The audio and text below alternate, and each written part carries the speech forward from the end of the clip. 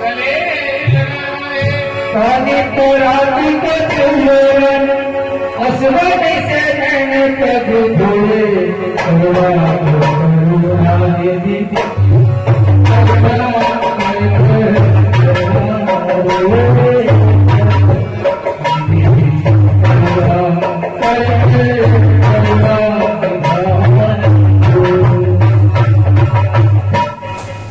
तो इस प्रकार से सुदामा जी महाराज को भगवान लेके राजमहल में गए और सुदामा जी महाराज का ऐसा शरीर देखा, दुबला पतला फटे हुए कपड़े, सुदामा जी की हालत देखे और सुदामा जी महाराज को देख करके भगवान को बड़ा दुख हुआ और सुदामा जी महाराज की दशा को देख करके और भगवान कहने लगे, हाय महादुख पायो सका तुम आए इतने दिन खोए, देख सुदामा की दशा करुणा करके करुणा निधि रोए।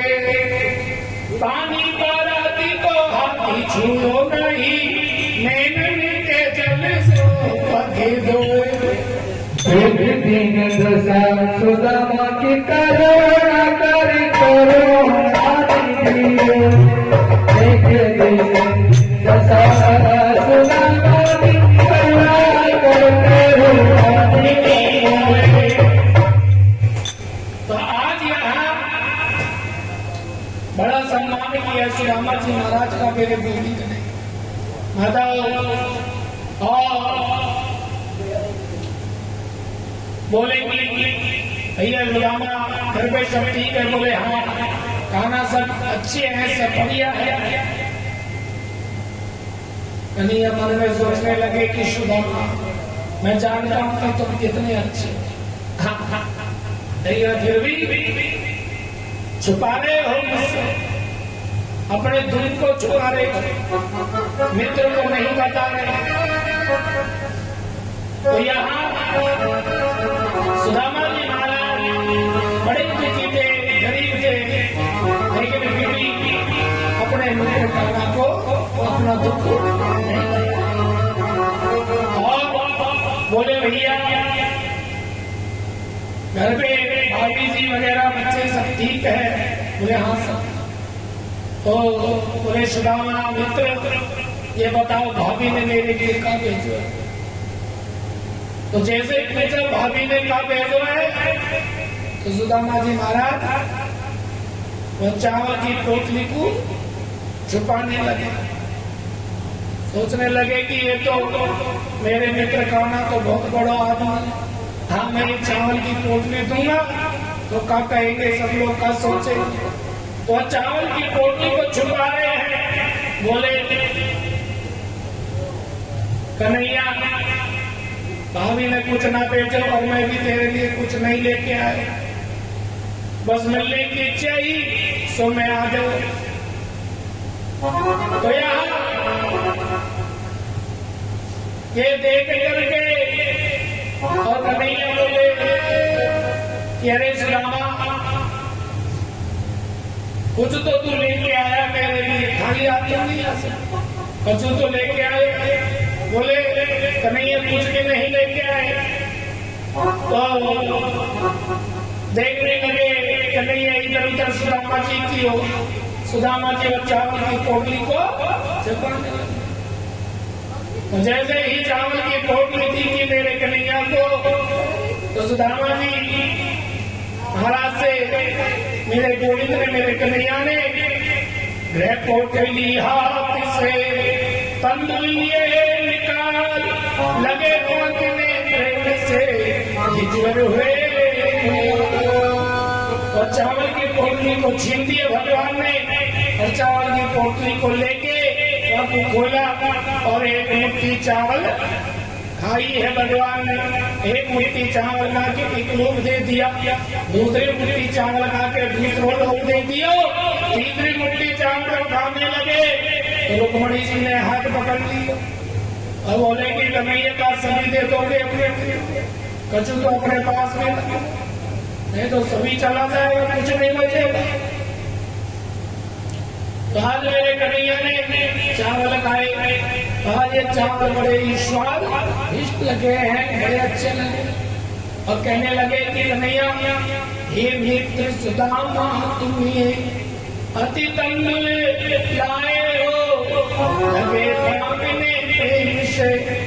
तो यहाँ मेरे गोविंद कहने लगे कि हे सुदामा, ये चावल तुम जो लेके आए हो प्रेम के हैं, भाव के हैं, ये मेरे मित्र के चावल है, तो इनमें बड़ा ही स्वाद आया है। जितना तुम्हारी भाभी का बनाया हुआ भोजन जिसमें आनंद नहीं आया था, उससे भी ज्यादा आज मेरे को इन चावलों में आया है।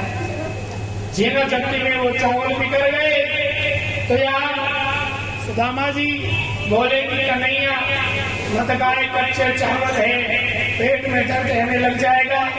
तो जीना चट्टी में वो चावल बिगड़ गए। तो उन चावलों को संतरी मंत्री रानी सबने खाया, तो उसमें 56 प्रकार के बने व्यंजनों का स्वाद आया है। बोलो कृष्ण भगवान की। सुदामा जी महाराज का यहाँ बहुत स्वागत किया, बहुत सम्मान किया है। सुदामा जी महाराज 2-4-5 दिन यहाँ रहे। सुदामा जी अपने नगरी गए तो कृष्ण बलराम हाथ की मुट्ठी बंद करके चले। सोचा कि मुट्ठी बंद में कुछ दे के विदा करेंगे, लेकिन भगवान ने हाथ जोड़ के विदा कर दिया कि भैया सुदामा, आते जाते रहियो और भाभी जी से राम राम कहियो।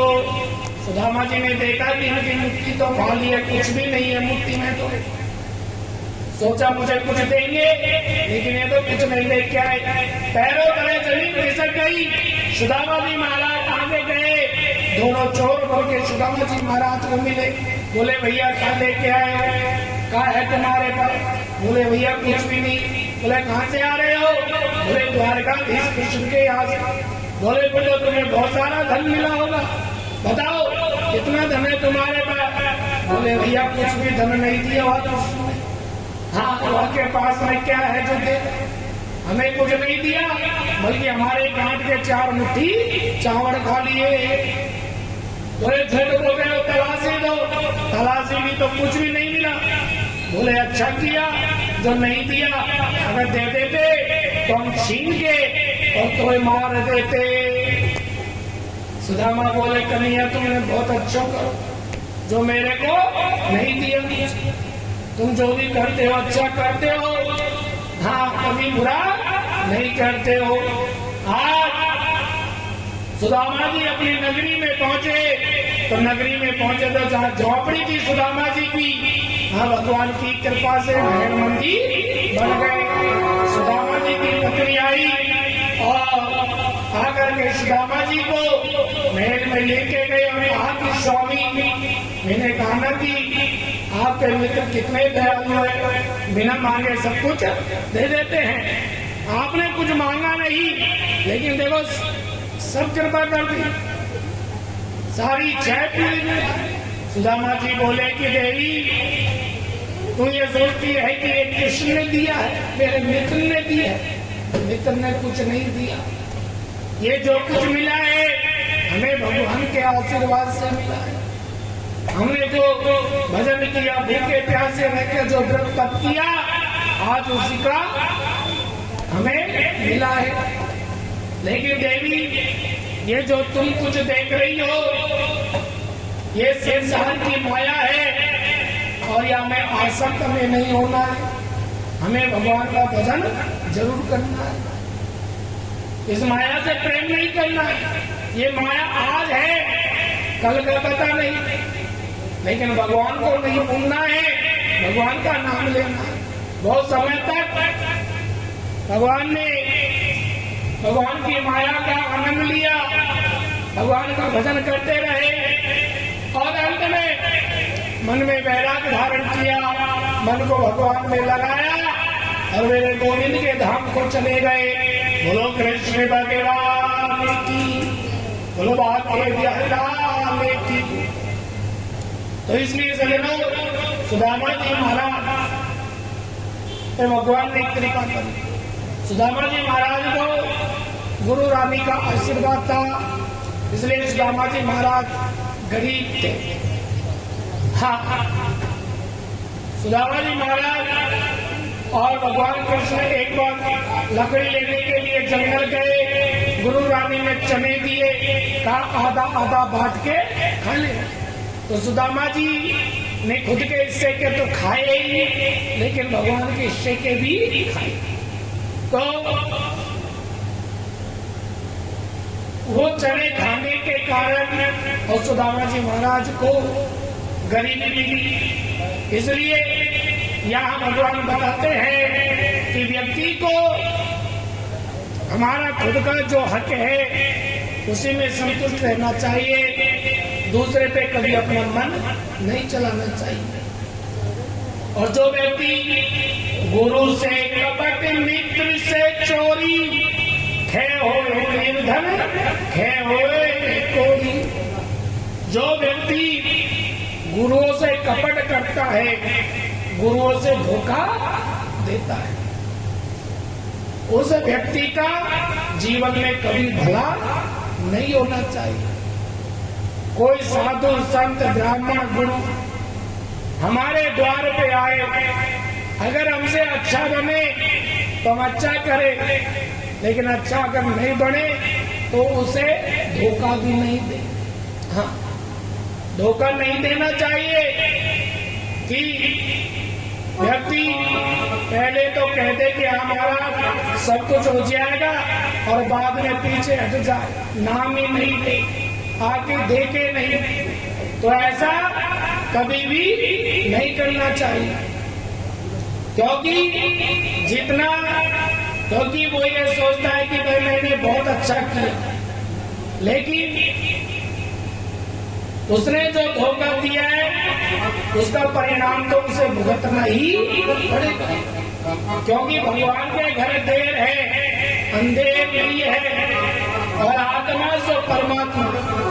अगर हम किसी की आत्मा को दुखा के भेजेंगे, अगर कोई हमारे घर से किसी की आत्मा दुखी होके जाएगी तो हम भी सुख नहीं पा सकते। इसलिए हमारे द्वार पे कोई भी आए तो वो खुश होके जाए, प्रसन्न होके जाए, और ज्यादा से ज्यादा हम उनकी सेवा करें, ज्यादा से ज्यादा हम भगवान का नाम लें। ये हमारे जीवन का सबसे बड़ा धर्म है। बोलो कृष्ण भगवान की। आज